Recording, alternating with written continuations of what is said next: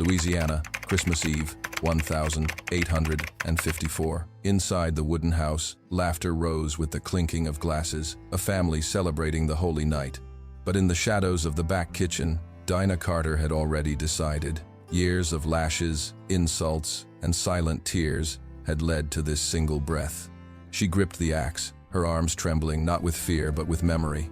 When the blade fell, it was not just wood that cracked, it was history itself, breaking open the silence of the enslaved. Christmas in the American South was painted in two colors, gold and shadow. For the planter's family, it meant candles on mantles, polished silver, and hymns echoing through the church. For the enslaved, it meant heavier burdens, preparing feasts, stoking fires, serving wine until the bones of their hands ached. The holiday was never theirs, it belonged to others. Dinah Carter's name rarely surfaced in the written record, yet in the archive of crime reports she flickered like a stray ember no one thought could burn. She was another woman bound in chains, hidden behind kitchen doors. While children of the master's house strung holly wreaths and pine garlands, Dinah endured a colder ritual. Labor without pause, servitude without recognition. On plantations, Christmas was often spoken of as a gift to the enslaved, a time of rest or token rations. The truth was harsher. It was the season of display owners flaunting abundance, forcing their human property to stage comfort they would never taste. Dinah's world was the clash between two realities, the carols sung in candlelight above and the muffled sobs in the cabins below. Every December evening, she walked between these worlds, bare feet pressed against rough planks, shoulders bent beneath trays laden with food she could not eat. The jingling bells outside the chapel were answered by the clinking of shackles in the quarters. To outsiders, Louisiana shone with festive glow.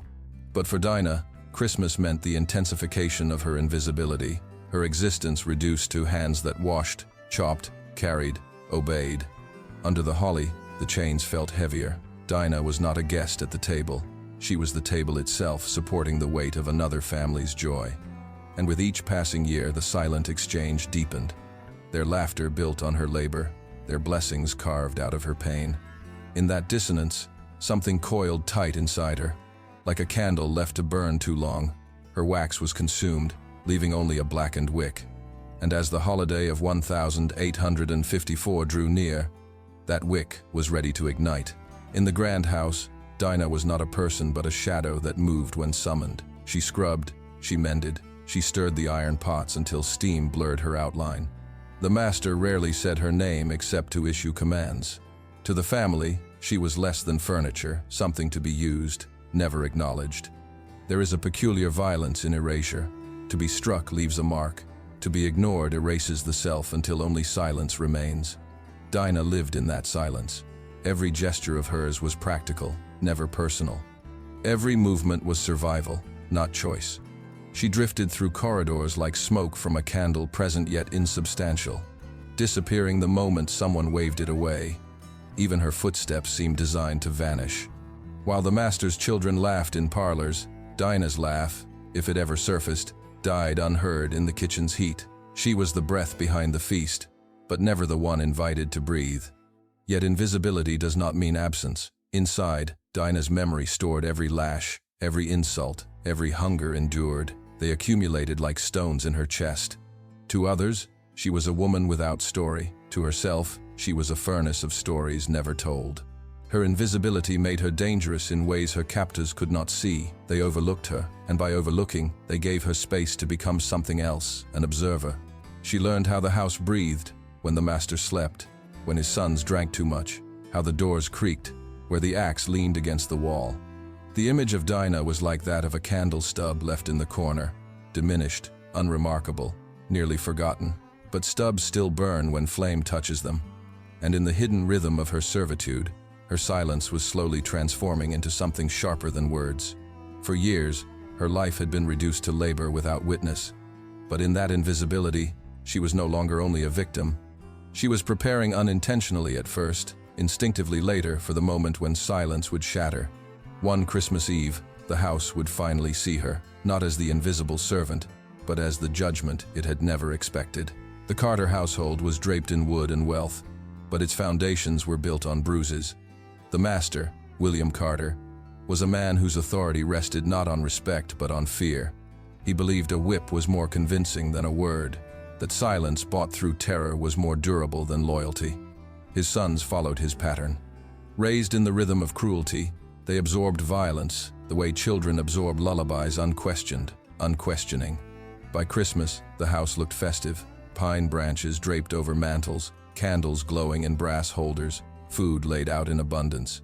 But beneath the holly and hymns was a darker ritual, the daily humiliation of those forced to keep the house running. Dinah bore witness to this ritual year after year.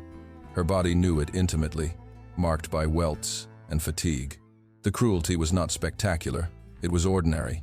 A shouted command, a thrown object, a slap for being too slow.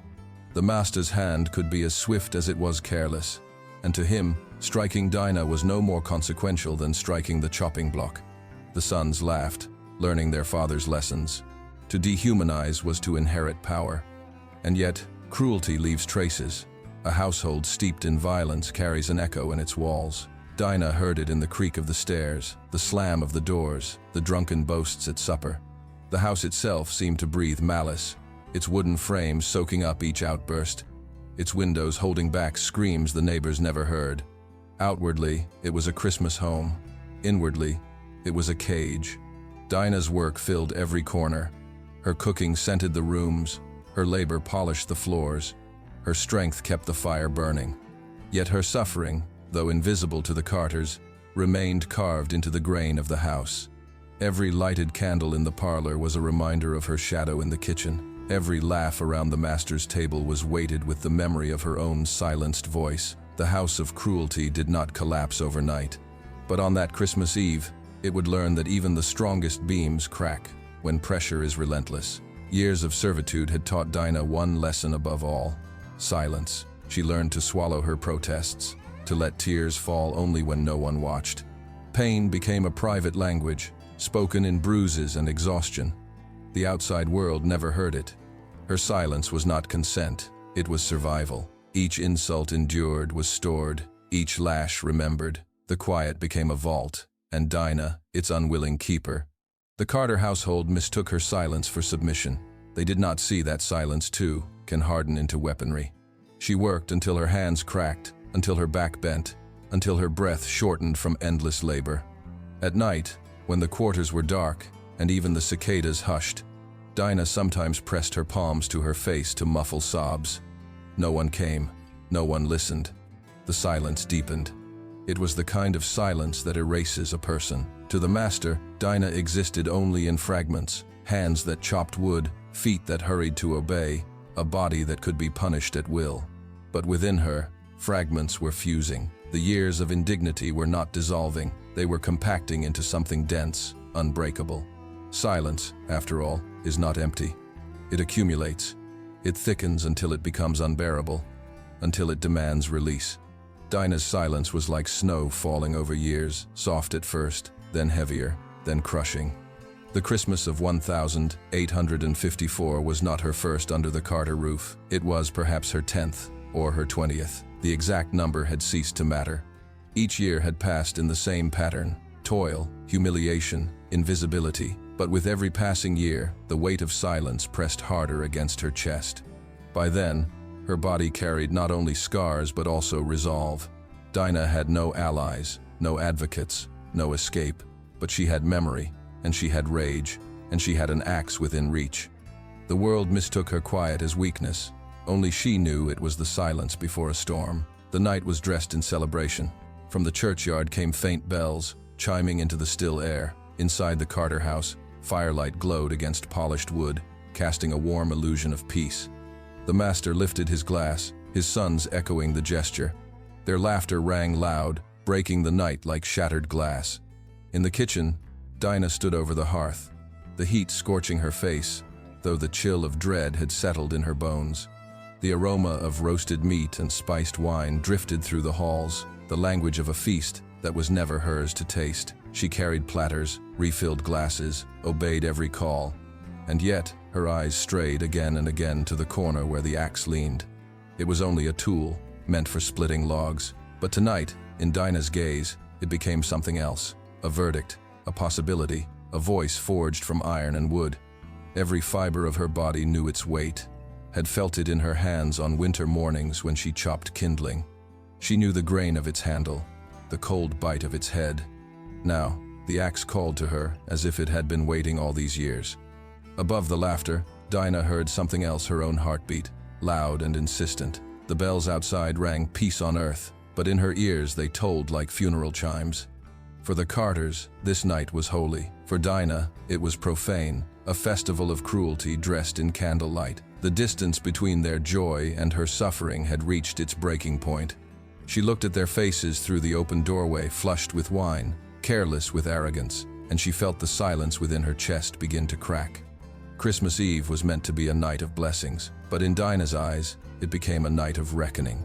And when she finally reached for the axe, her fingers closed around it as if it had been hers all along. The wooden stairs creaked under her weight as Dinah ascended. Each step was deliberate, heavy with years of humiliation carried on her back. In the parlor, the Carters' laughter rose and fell like a careless hymn, oblivious to the storm approaching above. The axe was steady in her hands, not trembling now, not hesitant.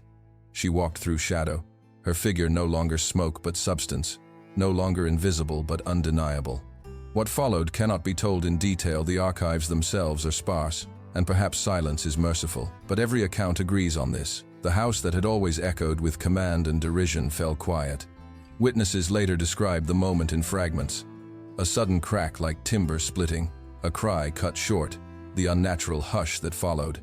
Dinah's strike was not just against flesh, but against history itself. It was the breaking of centuries compressed into one blow.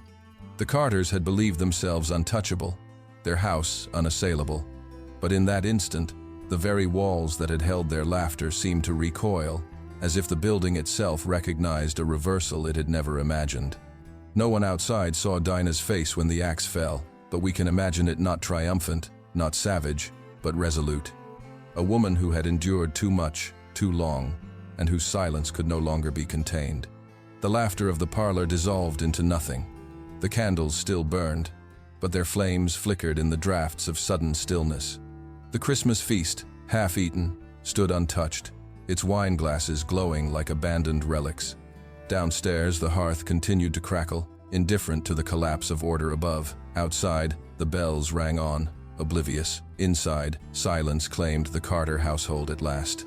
History often reduces Dinah to the word murderess, but the act was larger than a crime. It was the moment an enslaved woman ceased to be invisible.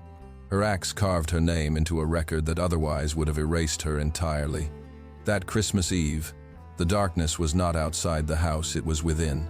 And Dinah Carter, carrying the weight of every lash, every insult, split it open with a single swing. When the last echo faded, the Carter house seemed to exhale. For years it had absorbed cruelty, shouts, blows, muffled cries, and now it absorbed silence. The kind of silence that follows calamity, deep and uncanny. The candles kept burning, flames steady as though nothing had changed. Yet everything had changed. On the dining table, silver glinted beside plates left half full. A goblet tipped slightly, spilling dark wine across the cloth, a red river mingling with what had been spilled upstairs. To anyone entering, the scene might have looked almost ordinary, except for the stillness pressing against the walls. The wooden floors bore witness. They drank what no one else would admit. The planks, worn by years of footsteps, now carried stains that told a truth the family hymns had always tried to bury. Dinah stood among it, breathing hard, the axe still in her hand. The years of invisibility had ended, yet she felt no triumph. There was no celebration in her chest, only release, the kind that comes when pain can no longer be swallowed. She was not free, not yet, but for the first time, the house was no longer master over her. Outside, the night carried on. Horses shifted in the stables. A dog barked somewhere down the road. The bells of Christmas continued to ring, oblivious. Inside, time seemed frozen, as though the world had paused to acknowledge what had taken place. In every story, there is a moment when the weight shifts, when oppressor and oppressed change places, if only briefly. This was that moment. The Carters' voices had been silenced. Dinah's, though unspoken, had been heard. Yet she knew silence cannot hold forever. Someone would come, someone would notice. The stillness of the house was only a fragile pause, a breath before the inevitable pursuit. For now, though, Dinah allowed herself to feel the enormity of it. Years of labor, humiliation, erasure answered in a single night. The house, once so loud with domination, had been reduced to quiet. And in that quiet, Dinah Carter was no longer invisible. The stillness did not last. Word spread swiftly across the parish, carried on whispers and shouts. The Carter house, once a fortress of cruelty, had become the site of scandal. Neighbors arrived with lanterns, their lights slicing through the winter darkness. What they found inside turned their voices sharp with fear and outrage. Dinah did not flee far. Some accounts say she stood outside, waiting. Others claim she was seized within the house itself. However it happened, the end was certain. Chains fastened around her wrists once again. The same iron that had bound her life now bound her fate. The community branded her instantly. To the newspapers, she was no longer Dinah Carter but a monster, a she-devil. Her humanity was stripped even as her act was amplified. No mention was made of the years of abuse, the endless labor, the silence endured. The press carved her story into one headline: "Enslaved woman slaughters master." Yet within the cabins of the enslaved, her name traveled differently.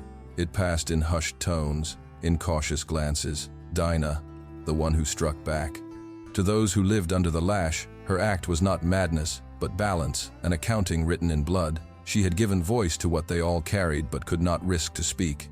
The trial that followed was no trial at all. Dinah was brought before the court, still shackled, her figure dwarfed by the wooden benches and white faces arrayed against her. There was no lawyer to defend her, no witness to speak on her behalf. The verdict was decided before she entered. Guilty. The only question left was how swiftly punishment would fall. Even as the judge declared her sentence, Dinah's eyes did not falter. Perhaps she knew this was the inevitable cost of defiance. Perhaps for the first time, she felt a measure of control not over her life's ending, but over the story that had brought her there. On that Christmas week, the parish spoke of judgment, but among the enslaved, a different judgment was whispered, that Dinah Carter, invisible no more, had become the embodiment of resistance. The court's decision was swift, the punishment absolute. Dinah Carter would be executed publicly, not only to end her life, but to serve as a warning. The authorities wanted her death to speak louder than her defiance. They chose fire. The symbolism was deliberate. Where Christmas candles had glowed in the Carter home, a pyre would now blaze, its flames twisting upward into the winter sky. Dinah was led out in chains. The crowd gathered, murmuring like a restless sea. Some came to jeer, others to gawk, others still with faces too guarded to reveal what they felt. To the white townspeople, she was a criminal, a desecrator of holy night. To the enslaved who watched from the margins, her presence burned brighter than the flames ever could. In her, they saw what silence might become when pushed past endurance. Witnesses later recorded little about Dinah's final words, if she spoke any at all. But the fire itself spoke, crackling, roaring, consuming. Sparks leapt into the air, rising higher than the courthouse roof, scattering into the dark like fragments of a spirit refusing to be confined. In that moment, the spectacle intended as deterrence became something else, a testament. The flames could destroy her body, but they could not erase what she had done. They could not unwrite the fear she had carved into the Carter legacy, nor the whisper she had kindled among the enslaved. The winter wind carried the ashes upward, scattering them into the Louisiana night. For the officials, it was the end of a crime. For the enslaved, it was the beginning of a legend. Dinah had been turned to ash, but her name, spoken softly in cabins and fields, endured. Her silence had become a storm. Her storm had become fire, and her fire would flicker, unseen yet persistent, in the hearts of those still bound. Dinah Carter has no grave, no statue, no hymn. Her story lingers only in fragments of record and whispers of memory. Yet she forces us to ask, who bears the greater guilt, the woman who swung the axe, or the world that left her no other choice? On that Christmas Eve, her silence ended, and history trembled. If stories like Dinah's stir you, subscribe to Murder Files Television. Some names should never vanish in silence.